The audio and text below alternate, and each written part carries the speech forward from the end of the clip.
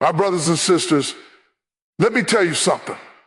The greatest war you will ever fight will not be fought on a battlefield. It will be fought between your ears. It won't be the enemy outside that takes you down. It's the enemy inside, because before you ever lose in life, you first lose in your mind. Before you ever win, you first win in your mind. You see, the mind is a powerful place. It can be a workshop for miracles or a factory of fear. The thoughts you allow to live up here will shape the life you live out there. If you keep feeding your mind fear, you'll live in hesitation. If you feed it doubt, you'll walk in limitation. But if you feed it faith, you'll rise in transformation. There are two voices speaking in your head every single day. One says you can't, the other says you can. One says you're not enough. The other says you're more than enough. The question is, which voice are you going to listen to? You can't silence the noise, but you can choose the volume. You can turn down the voice of fear and turn up the voice of faith. Sometimes the hardest person to believe in is yourself, because your past keeps whispering, remember what you did. Your failures keep shouting, you're not worthy. But listen, your past may explain you, but it does not define you. Your history does not have the right to determine your destiny. You've got to stand up in the battlefield of your mind and say, I refuse to be a prisoner of my past. I am the commander of my thoughts, the captain of my soul, and the author of my next chapter. You can't always control what thoughts come knocking at your door, but you can control which ones you let sit down and have dinner.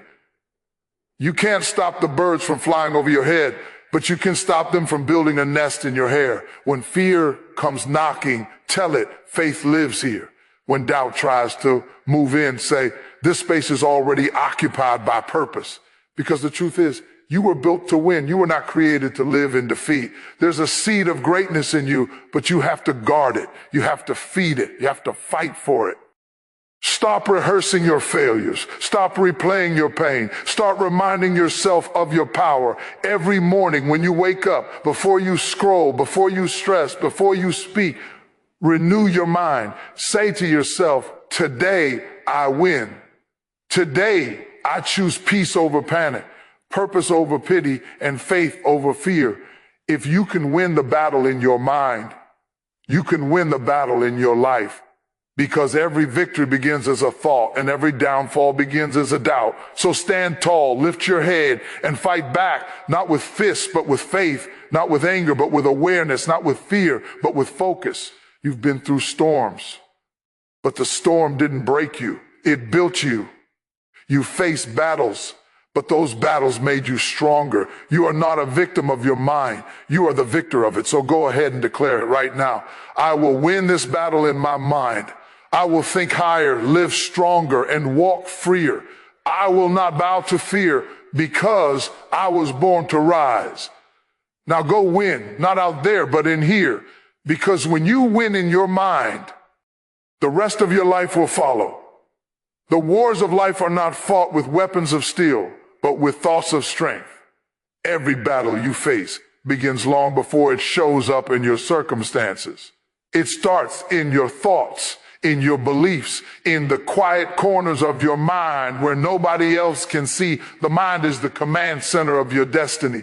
It is the place where your future is either born or buried. You can be surrounded by opportunity, yet if your mind is filled with doubt, you will never step into it. You can have all the talent, all the potential, all the resources, but if your thoughts are your enemy, you will sabotage your own success before the world ever has a chance to stop you. The greatest victories are not won by the strongest, but by the most disciplined thinkers. When you wake up each day, you are stepping onto a mental battlefield. The thoughts that greet you are your soldiers and your opponents. One side says, you can't. The other says, you can. One whispers defeat. The other declares victory. One drags you down into fear. The other lifts you up into faith. What happens next depends on which thought you empower, because the thought you believe becomes the life you live. You are not what happens to you. You are what you think about what happens to you. Two people can go through the same storm and come out with two different stories, all because one let the storm change their mind, while the other let their mind change the storm. The enemy knows this truth.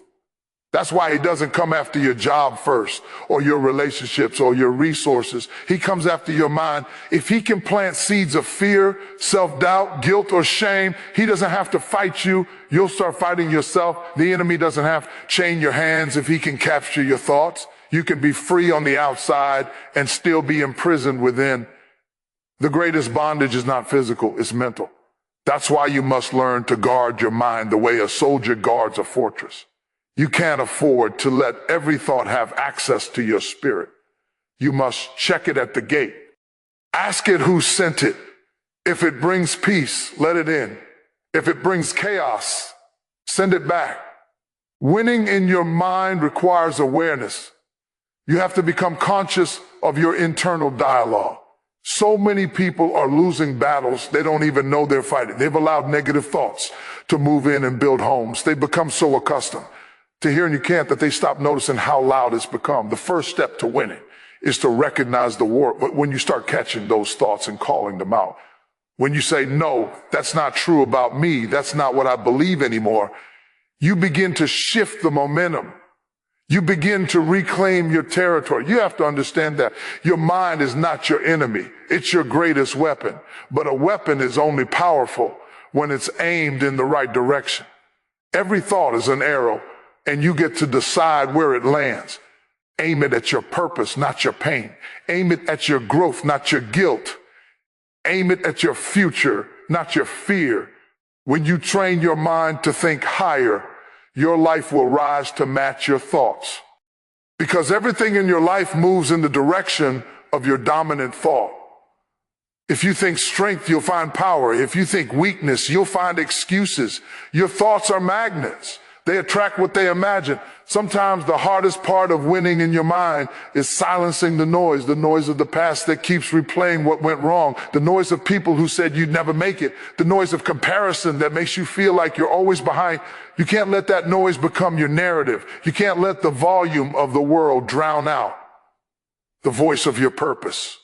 That's why you must learn to talk back to your thoughts. When fear says you're not enough, answer it with truth. I am equipped for this. When doubt says you can't handle it, reply, I've handled worse and come through stronger. When the past says you'll never change, declare, I already have. You have authority over your thoughts. Don't let them run wild like untrained soldiers. Bring them into order, and you will bring your life into order. Winning in your mind also means letting go of old patterns that keep you stuck. Some people keep fighting the same mental battles because they refuse to release the beliefs that built them. You can't win today's war with yesterday's weapons. If your thoughts are outdated, your life will always lag behind your potential. You have to update your mental software. Replace I can't with I will. Replace I'm not ready with I'm preparing. Replace I failed with I learned. The transformation of your mind is the foundation of every breakthrough you'll ever experience. There is a power in what you focus on. Whatever you give your attention to grows stronger. If you keep focusing on what's wrong, it will multiply. If you keep focusing on what's possible, that will expand. Where focus goes, energy flows. You can't think yourself out of every problem, but you can think yourself into peace while facing it. A calm mind sees what a chaotic mind misses. That's why clarity is power. A stable mind doesn't need everything around it to be stable. It creates stability within and then projects it outward. When you start winning in your mind, everything around you begins to shift. You start walking differently because you're no longer walking in defeat. You start speaking differently because you're no longer echoing fear. You start seeing opportunities where you once saw obstacles. The external world becomes a reflection of your internal world. You stop waiting for life to change before you believe. You start believing and life begins to change. Because victory is not something that happens to you. It's something that happens through you. You must remember that thoughts are seeds. Every word you speak, every image you hold, every idea you repeat in your mind is a seed planted in the soil of your soul. You cannot expect a harvest of peace if you keep planting seeds of worry. You cannot expect a harvest of success if you keep sowing seeds of self-doubt. Your mind will grow whatever you consistently plant. So plant vision, plant courage, plant gratitude, plant belief, plant forgiveness. Because those are the fruits that feed victory. And even when the battle feels heavy, even when the mental war feels relentless, remind yourself that every thought of resistance is proof that you are still in the fight. The fact that you can recognize the struggle means you haven't surrendered to it. Every time you choose to think higher, you are winning ground. Every time you silence fear and speak faith, you are taking territory. The victory may not always look like noise. Sometimes it's quiet. Sometimes it's the silent choice to believe one more day, to stand one more time, to try again when your mind tells you to quit. Because the battlefield of your mind is not about one grand moment of triumph. It's about the daily decision to think right when everything around you feels wrong. It's about discipline, persistence, and focus. It's about choosing faith over fear again and again until faith becomes your default thought. It's about mastering your mind so your mind no longer masters you. And when you reach that place, no matter what comes against you externally, you will remain unshaken internally because you have already won where it matters most, in your mind. Every thought you entertain is a meal for your soul.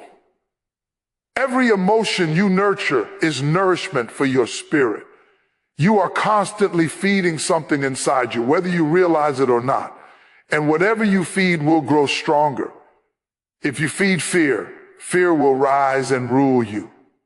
If you feed faith, faith will stand tall and sustain you. The difference between living in defeat and walking in victory is determined by what you are feeding daily. You cannot feed your fear all week and expect your faith to be strong on Sunday. You cannot nurture doubt in your mind and expect confidence in your decisions. Whatever you starve will weaken, and whatever you feed will dominate. Fear has an appetite. It feeds on uncertainty, negativity, and what ifs. It loves when you replay failures in your mind. It grows every time you focus on what could go wrong instead of what could go right. It thrives when you surround yourself with people who talk limitation instead of possibility. Fear feeds on your attention. The more you look at it, the bigger it becomes. But faith has an appetite too. Faith feeds on truth, vision, and purpose. It grows when you surround yourself with voices that uplift and words that inspire. It gets stronger when you rehearse your victories instead of your defeats, when you focus on what's possible instead of what's painful. Feeding your faith means training your mind to choose a higher thought. When fear tries to creep in, it means when fear says, you're not ready, faith says, I was made for this. When fear whispers, you might fail, faith answers, but what if I fly? When fear shouts, you don't have enough, faith calmly responds, I have exactly what I need for this moment. Feeding your faith isn't pretending that fear doesn't exist. It's deciding that fear doesn't get to sit at your table. You acknowledge its presence, but deny it power. There will always be two plates before you. One filled with fear, one filled with faith. You choose which one you eat from, and you cannot eat from both and expect to be healthy. If you keep consuming fearful thoughts, anxious words, and hopeless visions, your spirit will grow weak. You'll lose confidence in your ability, perspective in your struggle, and peace in your process. But when you feed faith, you fill your mind with strength, your heart with courage, and your life with direction. You stop focusing on how big the problem is and start remembering how big your purpose is. Feeding faith is not about ignoring reality. It's about shifting your perspective. It's saying, yes, the storm is real, but so is my strength. It's understanding that fear looks at the mountain and says, it's too high, while faith looks at the same mountain and says, let's climb. Both see the same situation, but they choose different responses. Fear sees obstacles. Faith sees opportunities. Fear sees danger. Faith sees destiny. Fear freezes you. Faith frees you. You feed faith through what you consume daily. What are you watching? What are you listening to? Who are you surrounding yourself with? Every conversation, every song, every headline is food for your spirit. If you constantly fill your life with worry, chaos, and complaints, you are feeding the wrong wolf. But if you fill your mind with gratitude, inspiration, and truth, you are feeding the one that leads you forward. You have to become intentional about your diet, not just physical, but mental and emotional. Protect your peace the same way you protect your body. You can't afford to let toxic thoughts poison your potential. Fear thrives in isolation, but faith flourishes in community. Surround yourself with people who remind you of your strength when you forget it. People who speak life when you start to speak doubt. People who carry light when your world feels dim, because faith is contagious. When you hear stories of victory, when you see others overcome, when you witness what's possible, something inside you begins to believe again. And when your faith starts to rise, fear loses its grip. There's a subtle truth about fear. It often disguises itself as wisdom. It tells you to be realistic, to play it safe, to wait for the perfect time. But the perfect time never comes. Fear always sounds reasonable because it doesn't yell. It whispers logic. It says, you're just protecting yourself. But faith doesn't live in logic. It lives in conviction. Faith doesn't wait for the conditions to be perfect. It acts because the purpose is right. Feeding faith means choosing courage even when comfort feels easier. It means taking one step forward even when your knees are shaking. It means believing that you're being guided even when the path is unclear. The more you feed faith, the more you realize fear loses its taste. The same things that once terrified you no longer have power over you. You begin to think differently, walk differently, speak differently. You stop rehearsing the worst and start expecting the best. You stop asking, what if I fail? And start saying, what if I succeed?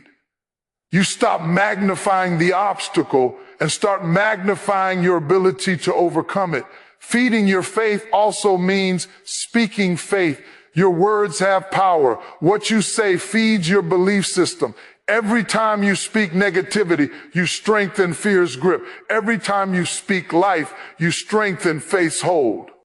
Say what you want to see, not what you fear might happen. When you declare strength, your mind aligns with courage. When you declare peace, your spirit aligns with calm. The mouth and the mind are connected. What you speak will either starve your faith or feed it. You must also learn to feed your faith through remembrance. Look back at the times you made it through situations you thought would break you. Remember how far you've come.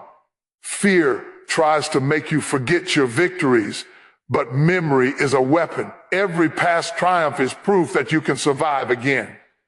When you feel afraid, remind yourself of the moments you didn't think you'd make it, yet here you are. That's not luck, that's evidence of resilience. Feed your faith with that truth. Sometimes feeding your faith is quiet. It's sitting still when your mind is racing. It's choosing to breathe instead of panic. It's choosing to believe that this too will pass. Faith doesn't always roar. Sometimes it whispers. Keep going. Fear loves noise. It needs chaos to grow. Faith thrives in stillness. When you quiet the outside, you start to hear the inside voice that says, you are capable. You are covered. You are enough. There will be days when fear feels loud, when it screams for your attention. On those days, feeding faith is not about feeling fearless. It's about choosing not to feed the fear any more energy. It's about saying, I see you, but you don't get the final word. It's about taking one step forward, even when you still feel afraid. Courage is not the absence of fear. It's moving through it with faith as your guide. The truth is, both fear and faith require belief in something you cannot see. Fear believes in failure before it happens. Faith believes in victory before it manifests. Both are prophecies waiting for your agreement. You have to decide which one you'll align with. Every time you choose to believe in the good, the possible, the purposeful, you're feeding faith. Every time you agree with fear's narrative, you're giving it power it doesn't deserve. When you consistently feed faith, it becomes your instinct. When trouble comes, your first thought won't be panic, it will be peace. When uncertainty arises, you won't freeze, you'll flow, you'll stop reacting from fear and start responding from faith. You'll move through life with a quiet confidence that doesn't depend on circumstances. You'll begin to trust that even if things don't go as planned, they'll still go as they should. Because faith doesn't demand to understand, it decides to trust. Feeding faith is not a one-time act. It's a daily discipline. It's waking up every morning and choosing to believe again. It's choosing to see potential instead of problems, hope instead of heaviness, and strength instead of struggle. It's about deciding every day that fear may knock, but faith gets the key. Every person carries a story, a history written with moments of triumph and moments of pain. The past leaves fingerprints on your life, shaping your experiences, influencing your choices, and molding your perspective. But there comes a point where you must understand that your past is a reference, not a residence. It is something to learn from, not something to live in. What happened to you may explain how you became who you are, but it does not have the authority to determine who you will be. Too many people let their past become a prison when it was only meant to be a classroom. The mistakes, the heartbreaks, the losses, the failures, they were lessons, not life sentences. There is a powerful difference between explanation and definition. The past explains where you've been, but only you can define where you're going. The past can describe your journey, but it cannot dictate your destiny. If you let it, it will keep you replaying old pain in your present and reproducing old patterns in your future. You'll find yourself repeating what you were supposed to release. But when you shift your focus from what happened to what's next, everything changes. You stop living backward and start walking forward.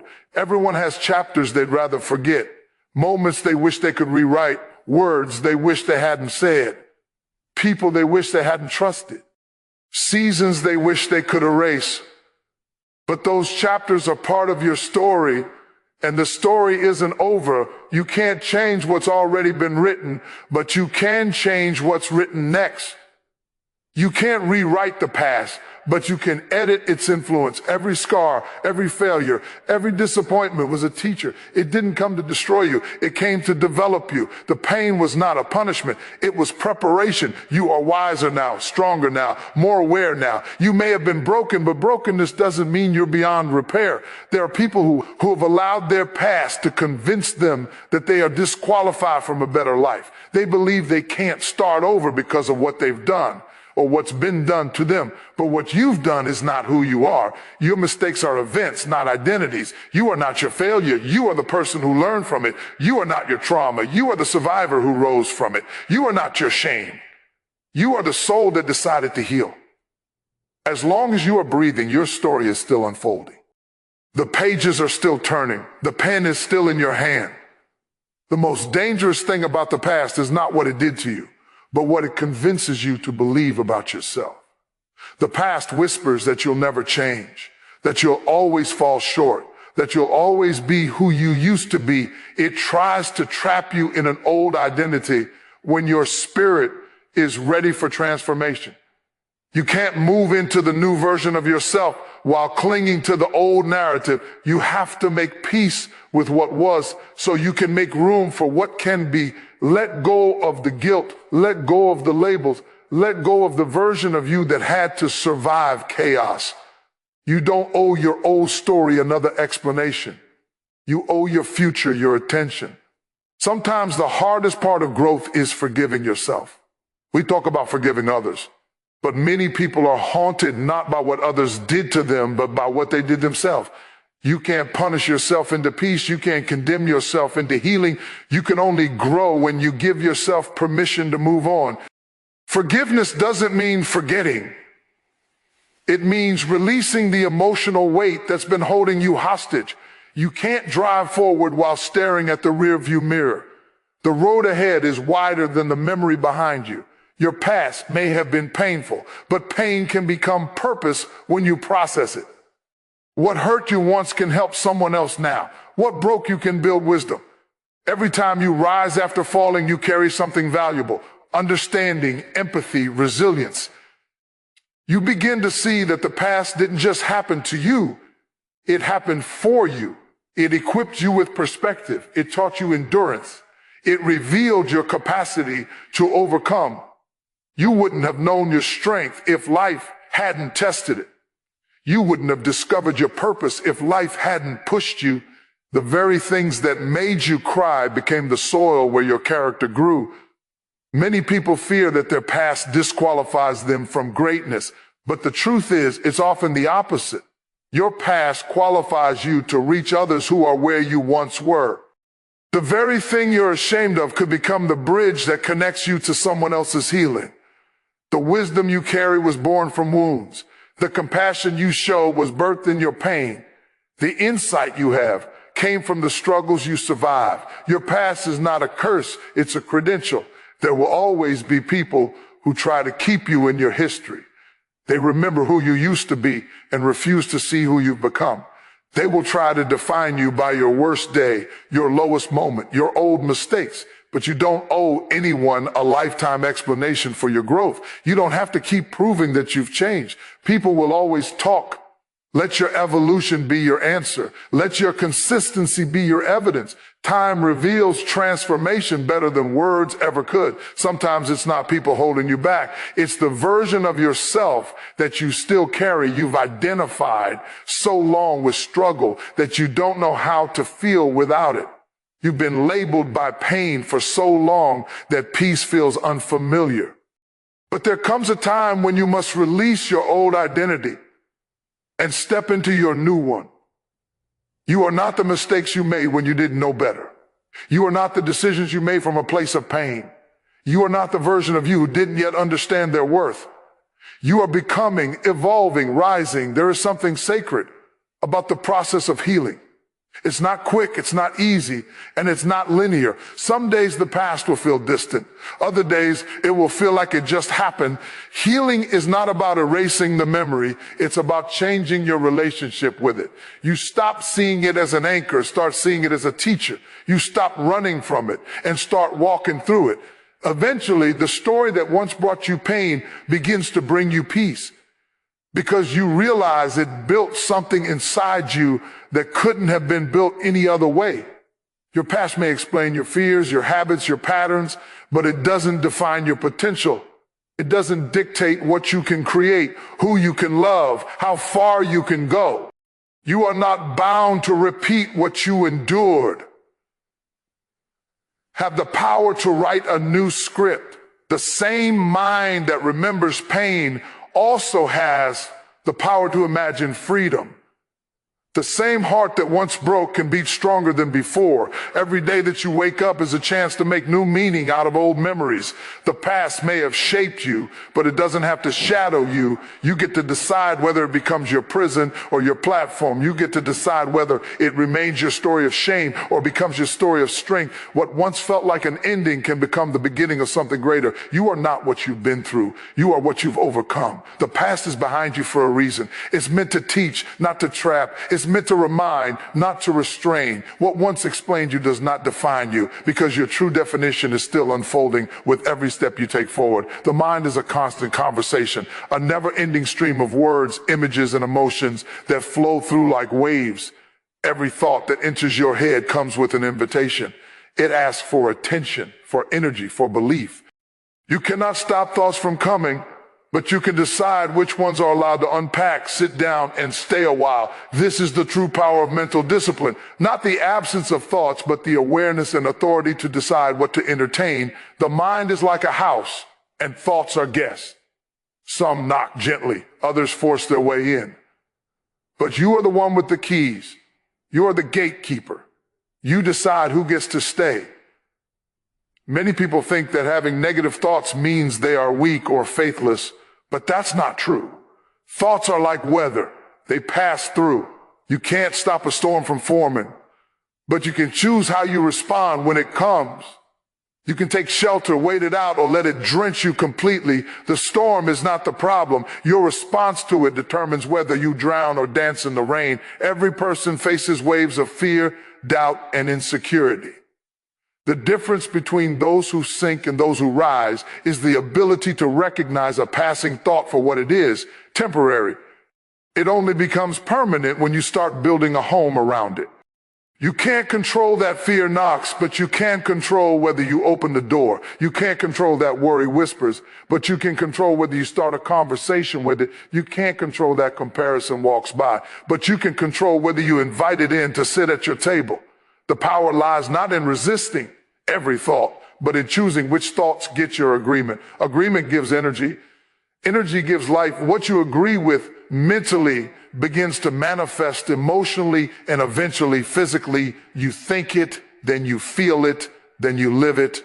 The process begins in the mind. Every day, thousands of thoughts move through your consciousness. Some are helpful, some are harmful, some encourage, some discourage. The mind can be both an ally and an enemy depending on how you manage it. When a thought comes that says you're not good enough, you have a choice. You can let it stay and feed it with memories of failure, or you can challenge it and replace it with truth. When a thought says you'll never make it, you can either agree and surrender or respond. Watch me try. The thought itself isn't your downfall. Your decision to believe it or reject it is. Your mind is like fertile soil, and thoughts are seeds. Not every seed deserves to be planted. Some seeds carry weeds that will choke your joy and peace. You must be selective about what grows in your mental garden. Every time you water a negative thought with attention, it grows deeper roots. Every time you starve it by shifting your focus, it begins to wither. The art of mental mastery is not perfection, it's practice. It's the daily act of catching a thought, examining it, and asking, does this serve me? Does this align with who I'm becoming? If not, release it. Don't entertain it. Let it pass. You can't always stop a bird from flying over your head, but you can stop it from building a nest in your hair. Thoughts are the same way. They will come uninvited, but they only stay when you give them a place to land. Anxiety tries to perch. Doubt tries to nest. Regret tries to roost. You must become the guardian of your mental space. Tell them, not here, not today. Peace is not the absence of thought, but the presence of control. It's the ability to observe a thought without obeying it. You can say, I hear you, but I don't believe you. I see you, but I don't accept you. That is the power of choice. Some people live at the mercy of every thought that passes through their minds. They wake up with worry, walk with fear, go to bed with guilt, and call it normal. But just because a thought feels real doesn't mean it's true. Feelings are powerful, but they are not facts. The thought, I'm not enough, may feel heavy, but it's still a lie. The thought, I'll never change, may feel convincing, but it's not your destiny.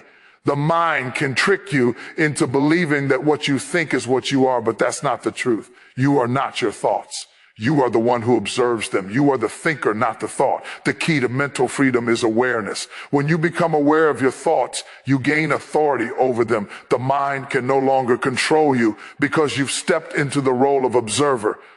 Awareness creates distance, and distance creates power.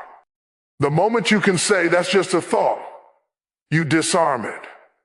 It loses its ability to dictate your emotions and actions. You can choose to let it drift away like a cloud passing through the sky. It came, but it doesn't have to stay. Choosing which thoughts stay is not a one-time act. It's a lifestyle. It's something you practice every morning when you wake up and every night before you rest. It's noticing when fear tries to take over and saying, no, I choose faith. It's catching yourself when you start replaying a mistake and saying, no, I choose grace.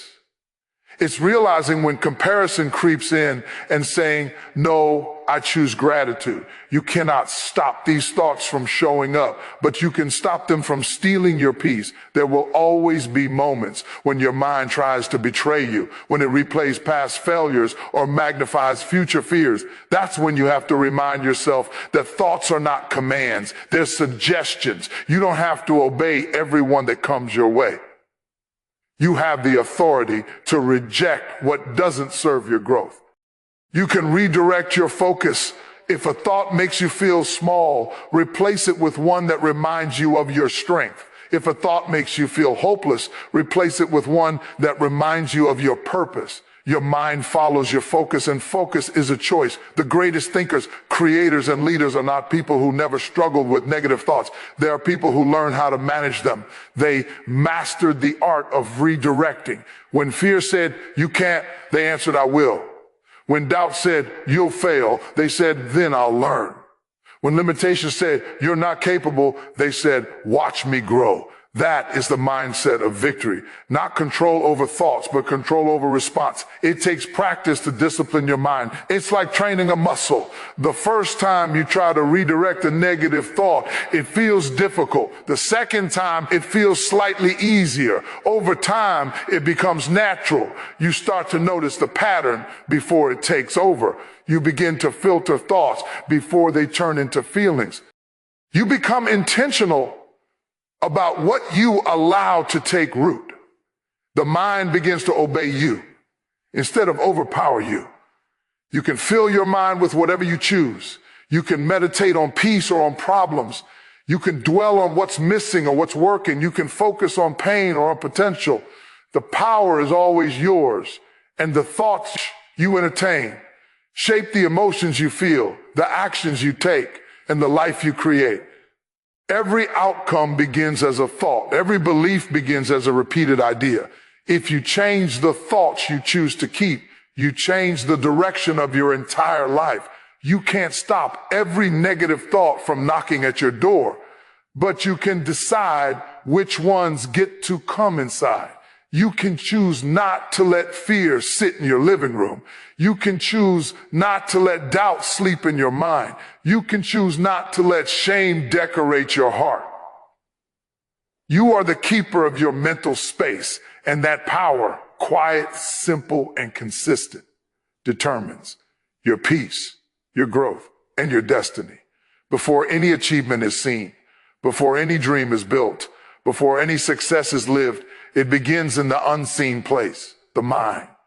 Every victory that has ever been won started as an idea, a whisper of possibility that took root in someone's thoughts. The mind is the birthplace of every breakthrough. You can't win in life if you've already accepted defeat in your thinking. You can't live above what you believe. Your thoughts are the architects of your reality, shaping every decision, reaction, and direction you take. If you want to change your life, you must first change the way you think. Every victory begins as a thought, and every downfall begins as one too. The difference between those who rise and those who remain stuck is not always skill, strength, or luck. It's mindset. Winners think differently. They think with purpose, focus, and faith.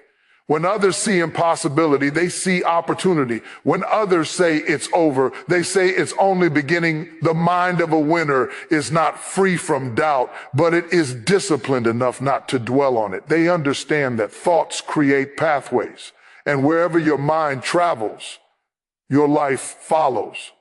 A negative thought creates a path to limitation, while a positive thought opens doors to expansion. What you allow to dominate your mind will determine the direction of your momentum. Every invention, every movement, every great transformation in history started in someone's mind as a single thought. Before the plane flew, it was a thought in someone's imagination. Before the light bulb shone, it was an idea in someone's vision. Before freedom was achieved, it was a conviction in someone's belief. The power to create, to build, to overcome, to transform is always birthed in thought form first. That's why your thoughts are not random. They are powerful. You must treat them as sacred. You must protect them from pollution. Because if you don't guard your thoughts, the world will plant its own in your mind. You cannot think like a victim and expect to live like a victor. You cannot dwell on defeat and expect to walk in destiny. If your thoughts are filled with fear, your steps will follow in hesitation. But when your thoughts are filled with faith, your steps will move in confidence. Winners understand that the battle is won long before the reward is visible. It's won in the discipline of the mind, in the resilience of belief, in the refusal to surrender to doubt. They visualize victory before it arrives, and their thoughts align their emotions, decisions, and actions to make it real. Thinking like a winner doesn't mean you never face challenges. It means you refuse to let challenges define your perspective. It means when life throws setbacks your way, you still find reasons to move forward. It's seeing obstacles as training grounds, not tombstones. Winners know that setbacks are setups for comebacks. Their thinking turns pain into purpose, pressure into preparation, and problems into possibilities. Where others see endings, they see evolution. Where others stop, they begin again. Your thoughts are creative energy. What you repeatedly dwell on, you eventually attract. The mind has the power to bring into your experience what you continually imagine. That is why your inner language matters. The conversations you have with yourself shape your outer life. If your inner voice constantly says, I can't, then even opportunities that could bless you will feel too heavy to hold. But if your inner voice says, I can handle this, you begin to unlock strength you didn't even know existed. Thinking like a winner is not just optimism, it's ownership. It's taking responsibility for your mindset and refusing to outsource your belief to circumstances. Winners feed their thoughts with vision. They keep their focus on where they're going, not where they've been. They use imagination not for fear, but for faith. They visualize success so clearly that it begins to pull them toward it. When your thoughts are aligned with your purpose, your actions begin to follow automatically. Your mind becomes a compass pointing you toward the direction of your destiny. That is why clarity in thought is more powerful than chaos in effort. You can work hard with a cluttered mind and still go nowhere, but one focused, disciplined thought can change everything. You can think yourself out of opportunity, or you can think yourself into success. The difference lies in belief. Every belief you hold began as a thought that you repeated until it became truth to you. If you tell yourself long enough that you're not good enough, your mind will make it real. But if you start telling yourself that you are capable, your thoughts will start building evidence to support it. Your mind is loyal. It will always find proof for whatever you believe most deeply. That's why you must train it to believe in your power, your purpose, and your potential. There will always be voices of doubt around you. And inside you, thinking like a winner doesn't mean you never hear them. It means you don't give them authority. You recognize them, but you don't identify with them. You let the thought pass without letting it plant. You understand that a thought only has power if you give it permission to stay. Winners practice mental discipline like athletes practice physical conditioning. They know that victory requires mental strength, emotional endurance, and spiritual focus. Winners think solution, not problem. When things go wrong, they don't spend all their time asking why. They ask, what now? They don't let their minds stay trapped in what went wrong. They focus on what can go right. That shift in thinking creates movement. The person who thinks of the solution while everyone else is stuck in the problem becomes the one who rises. The winner's mind doesn't avoid reality. It just refuses to be limited by it. It looks for possibilities even in the impossible. To think like a winner, you must speak like one. Your thoughts and your words are partners. What you think becomes what you say, and what you say becomes what you see. That's why the language you use matters. Speak life over your dreams. Speak strength over your struggles. Speak victory over your battles.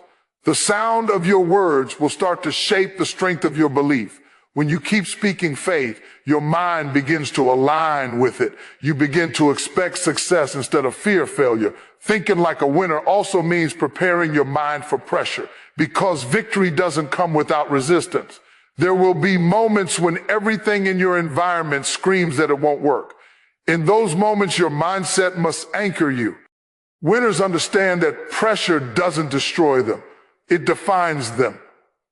The right mindset turns resistance into resilience. It sees the test as part of the testimony. When your thinking stays grounded in belief, Circumstances lose their ability to shake you. There's a quiet power in believing before seeing. Winners live by that truth. They see victory in their mind before it ever manifests in the world. They don't wait for evidence to believe.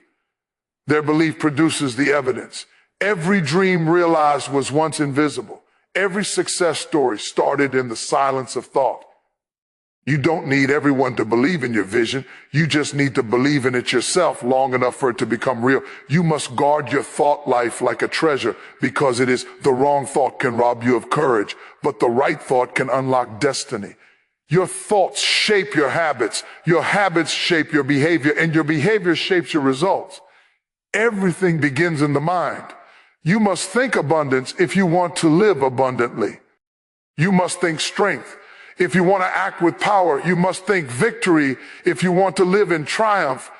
The secret is simple but powerful. Whatever you think, you become. Your thoughts are blueprints for your future. Winners know that they can't afford the luxury of a negative thought. They don't waste mental energy on what drains them. They invest it in what builds them. They fill their minds with gratitude, growth, and greatness. And as they think, so they become. Every victory begins as a thought. So think like a winner until your life starts to look like one.